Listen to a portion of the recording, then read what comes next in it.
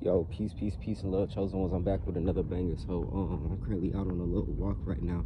I'm finna get back actually to my little spot and chill out over here and chop it up with y'all. What I want to really talk about, right, is for a lot of people out there that have been having spiritual awakenings recently, really awakening to your truth of who you are, but being afraid to really be your true self just because of where you had your spiritual awakening, that environment, right? Your temporary environment. Because a few years back in 2019, you can go back and watch my video, my very first video, like 4 years ago, which I was talking about my first spiritual awakening that I had, right? I was in an environment in my parents' house, and it was just a lot of old energy, stagnant energy that if you're not really aware, it'll keep you held back, consciously or unconsciously without you realizing it. A lot of times I really have felt like just drained. My energy just felt like it wasn't accelerating, like I wasn't being able to manifest, and I always thought I was really tripping just because just the people that was really around me was like at such a lower vibrational frequency than me, so it was like everything that I knew that was really real and that was in my belief, like everyone else was trying to cut that. So it was making me feel like I was losing my mind, because it was like the more I was awakening to the truth, it was like, damn, it was pulling me further away from that older version of myself. So it was like no returning to that identity. So it's like eventually you have to really step out in the world and really figure out who you really are. You know what I'm saying?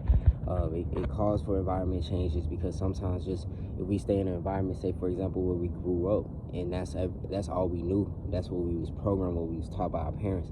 When you actually go and dive out and travel or go somewhere else in the world, it feels a lot better. It feels like it's just a higher vibrational pull. When I had went to Arizona at one point, I stayed over there for 3 to 4 months. It was like such high vibrations versus where I grew up, and I love Texas, but it's like when I went over there, the sun is really hot. You hear a lot of negative talk that it's real high, you shouldn't go there, but shit, I was really connected. And then at that, I was really meeting some dope connections out there just from pulling myself out of my old environment, right? And not being afraid to do that, and not giving a fuck about what people have to say.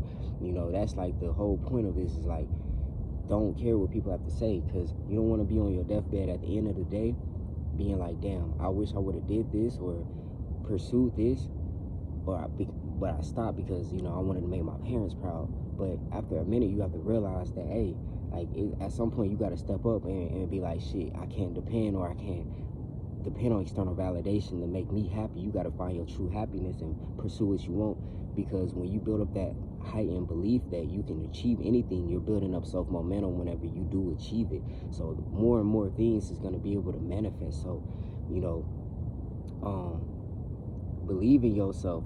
Don't be afraid to be you. Don't mask yourself around people. Like, something I had to learn is coming around people just that are temporary lessons, and thinking that these people are like lifelong people, lifelong relationships, friendships. Bro, no.